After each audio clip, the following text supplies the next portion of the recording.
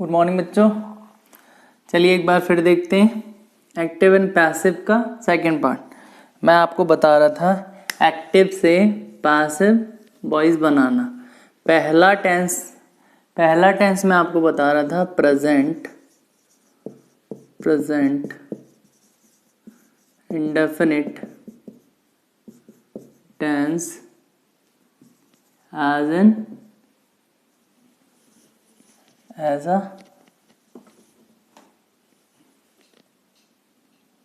as passive voice।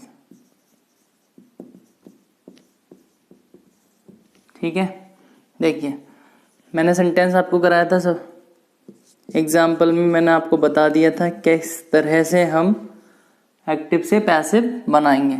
देखिए suppose she calls her daily.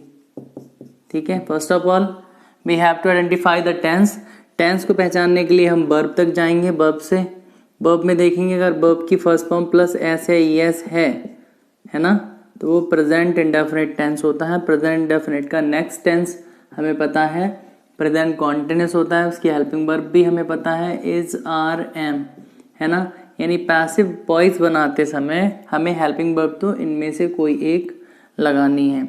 But verb के बाद आया हमारा ऑब्जेक्ट हमेशा क्या बनता है, हमारा सब्जेक्ट। यानी सब्जेक्ट के प्लेस पे मेरा सब्जेक्ट आएगा। वो हर का सब्जेक्ट होता है शी ऑलरेडी, है ना। वह भी किसी लड़की को डेली बुलाती है तो वो भी लड़की का हर आया है ना। तो इसका भी ऑब्जेक्ट क्या रहेगा, इसका सब्जेक्ट बनेगा she.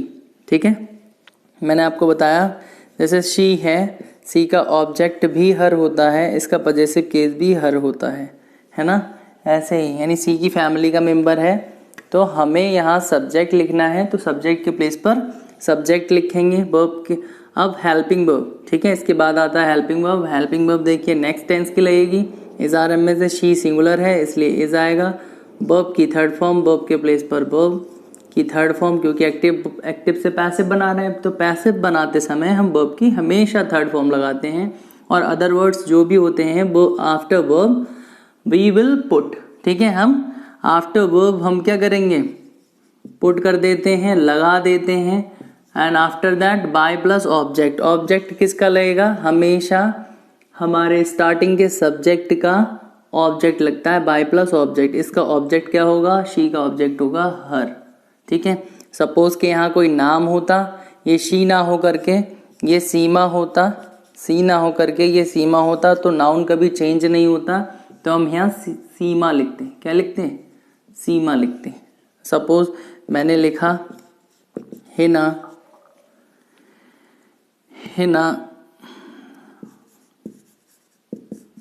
Rights a letter. Hina एक पत्र लिख रही है तो राइट्स वर्ब के बाद आया ऑब्जेक्ट, हमारा नया सब्जेक्ट बनेगा। यानी सब्जेक्ट के प्लेस पर मेरा subject a letter. First letter is in always capital form. क्यों, क्योंकि हम स्टार्ट कर रहे हैं सेंटेंस को। जब हम, ठीक है, beginning of the sentence we have to put a capital letter. We start from a capital letter. Capital letter से हम स्टार्ट करते हैं। हमने लिख दिया अ लेटर, ये हमारा हो गया सब्जेक्ट। यानी सब्जेक्ट के प्लेस पर मेरा सब्जेक्ट आ गया। अब हेल्पिंग वर्ब, मुझे पता है प्रेजेंट इंडेफिनिट टेंस है तो हेल्पिंग वर्ब लगेगी कॉन्टिन्यूस की, प्रेजेंट कॉन्टिन्यूस की, इसके नेक्स्ट टेंस की। इज आर एम में से लेटर एक है इसलिए इज आएगा। वर्ब की थर्ड फॉर्म आएगी दैट इज रिटन, है ना। अदर वर्ड्स है नहीं, then by plus object. Object क्या है, हिना का। अब हिना एक नाउन है, नाउन कभी चेंज नहीं करते, है ना। तो हिना का एज इट इज हिना आ जाएगा। क्या आ जाएगा, हिना। ठीक है, देखते हैं नेक्स्ट सेंटेंस। समझ आ रहा होगा। नेगेटिव का मैंने शायद कराया था, नहीं कराया है तो देखते हैं, कराता हूँ। इंटरोगेटिव आज ही फिनिश कर देते हैं, प्रेजेंट इंडेफिनिट फिनिश कर देंगे। देखिएगा सपोज राहुल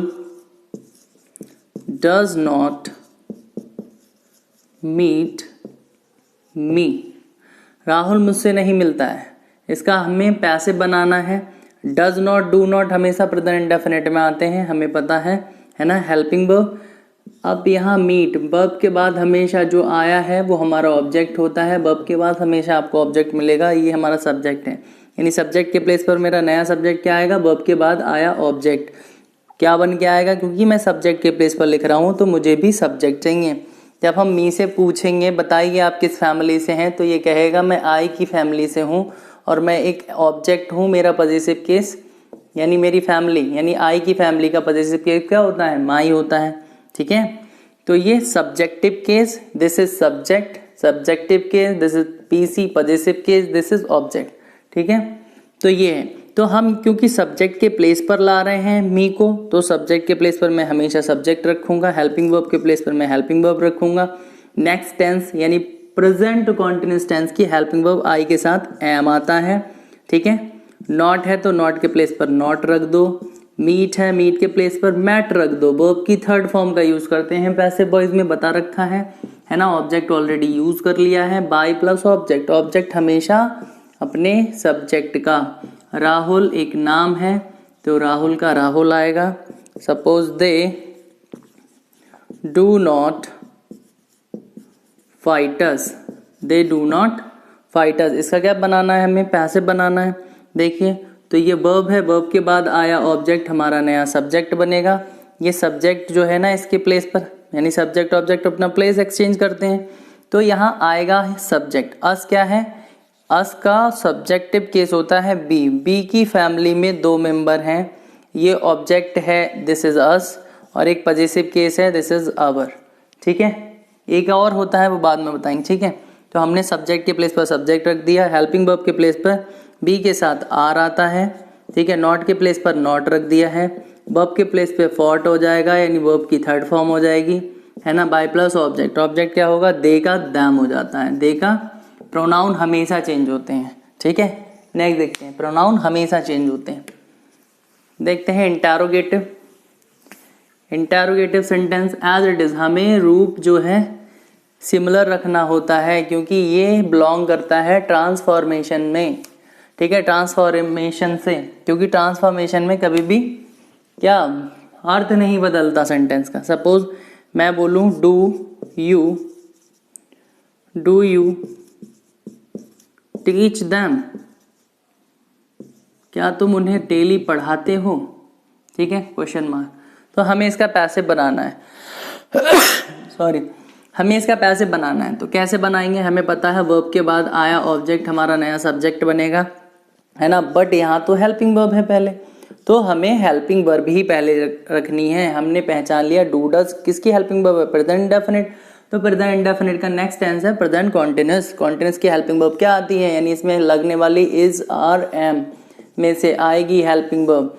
तो अब ये बताइए, हमारा सबसे पहले हम अपना सब्जेक्ट देख लें, क्योंकि ये जो डू है ना, ये डू तो यू के अकॉर्डिंग आया है, बट यहाँ पर आपका जो नया सब्जेक्ट आने वाला है इस सब्जेक्ट के प्लेस पर, उसे देख लीजिए। यानी वर्ब के बाद आया ऑब्जेक्ट हमारा नया सब्जेक्ट बनेगा, यानी देम का दे हो जाएगा। तो ये प्लूरल है, प्लूरल के साथ we have to use always are, तो यहाँ पर मैं आर लिखूंगा। ठीक है, हेल्पिंग वर्ब के प्लेस पर हेल्पिंग वर्ब, सब्जेक्ट के प्लेस पर सब्जेक्ट, वर्ब के प्लेस पर वर्ब की third form that is taught, that will be what, taught. ठीक है, आफ्टर दैट क्या जितने भी अदर वर्ड्स हैं वर्ब के बाद हमेशा लिख दिए जाते हैं। ठीक है, बाय प्लस ऑब्जेक्ट। अब ऑब्जेक्ट क्या है, ये मेरा सब्जेक्ट है, इसका ही ऑब्जेक्ट बनेगा, और यू का ऑब्जेक्ट भी यू रहता है, क्वेश्चन मार्क के प्लेस पर question mark as it is. ठीक है, does she not cook the food, does she not cook the food, question mark. तो हमें पता है हेल्पिंग वर्ब है ना, तो हेल्पिंग वर्ब के प्लेस पर हेल्पिंग वर्ब ही आएगा। बट आपको ये पता होना चाहिए कि सबसे पहले क्या, हमें ये तो पता है ना वर्ब कहाँ है, she does not cook, cook means ये है एक्शन वर्ड, एक्शन वर्ड के बाद क्या है द फूड, ये हमारा ऑब्जेक्ट है जो हमारा नया सब्जेक्ट बनेगा, इसके प्लेस पर आएगा। सब्जेक्ट क्या है, ये है, बट इससे पहले हेल्पिंग वर्ब आया है तो हमें भी हेल्पिंग वर्ब रखना है। बट हमें पता है द फूड सिंगुलर है ना, तो हेल्पिंग वर्ब इज आएगा, is the food, is the food. Not के प्लेस पर नॉट आ जाएगा एज इट इज, वर्ब के प्लेस पर वर्ब आ जाएगा, बट थर्ड फॉर्म आएगी क्योंकि हम पैसे बना रहे हैं, एंड अदर वर्ड्स है नहीं, बाय प्लस ऑब्जेक्ट, ऑब्जेक्ट हमारा इस सब्जेक्ट का आएगा, दैट विल बी हर, और क्वेश्चन मार्क के प्लेस पर क्वेश्चन मार्क। ठीक है, आई होप समझ आ गया होगा। अब देखते हैं नेक्स्ट इंटैरो डबल इंटैरोगेटिव, जो क्वेश्चन वर्ड से शुरू होते हैं, है ना, जो सेंटेंसेस क्वेश्चन वर्ड से शुरू होते हैं। Suppose why do you tease the girls, definite, वो लड़कियों को तुम क्यों चिढ़ाते हो, है ना। तो देखो क्वेश्चन वर्ड के प्लेस पर हमेशा क्वेश्चन वर्ड आता है एक्टिव से पैसिव बनाते समय। ठीक है, जो फॉर्मेशन है वो सेम रहता है, ठीक है, बट चेंज जो होता है ऑलरेडी बता चुका हूं। वाई यानी क्वेश्चन वर्ड के प्लेस पर क्वेश्चन वर्ड, हेल्पिंग वर्ब के प्लेस पर हेल्पिंग वर्ब, बट ये नहीं आएगी। नेक्स्ट टेंस की आएगी, नेक्स्ट टेंस है present continuous tense, is are am में से कुछ आएगा, बट हमें टीज चिढ़ाना, चिढ़ा, उससे के बाद है द गर्ल्स, ये है हमारा ऑब्जेक्ट जो हमारा बनेगा नया सब्जेक्ट। ये सब्जेक्ट के प्लेस पर आएगा, गर्ल्स बहुत सारी हैं तो बहुत सारी के लिए क्या आता है, आर, है ना, आर द गर्ल्स, सब्जेक्ट के प्लेस पर देखो हेल्पिंग वर्ब के प्लेस पर हेल्पिंग वर्ब, सब्जेक्ट के प्लेस पर सब्जेक्ट गर्ल्स, और वर्ब के प्लेस पर वर्ब की थर्ड फॉर्म टीज्ड, है ना। अदर वर्ड्स है नहीं, बाय प्लस ऑब्जेक्ट। ऑब्जेक्ट क्या है, ऑब्जेक्ट हमारा सब्जेक्ट का बनेगा, सब्जेक्ट का ऑब्जेक्ट ऑलरेडी यू का यू रहता है, क्वेश्चन वर्ड के प्लेस पर क्वेश्चन मार्क। जैसे when does she meet her mother today, sorry mother लिख लो, फुल स्टॉप क्वेश्चन मार्क। देखिए तो when के प्लेस पर यानी क्वेश्चन वर्ड है तो क्वेश्चन वर्ड के प्लेस पर क्वेश्चन वर्ड, ठीक है। देन डज के प्लेस पर हेल्पिंग वर्ब आएगा, ये हेल्पिंग वर्ब है तो हेल्पिंग वर्ब आएगा, कैसे आएगा, वर्ब के बाद जो आया है ना हमारा ऑब्जेक्ट। अब ये जो हर है ना, इसे ऑब्जेक्ट ना समझ लेना, हर मदर, वो उसकी अपनी माँ के लिए कह रहा है, हर मदर मीट, ठीक है।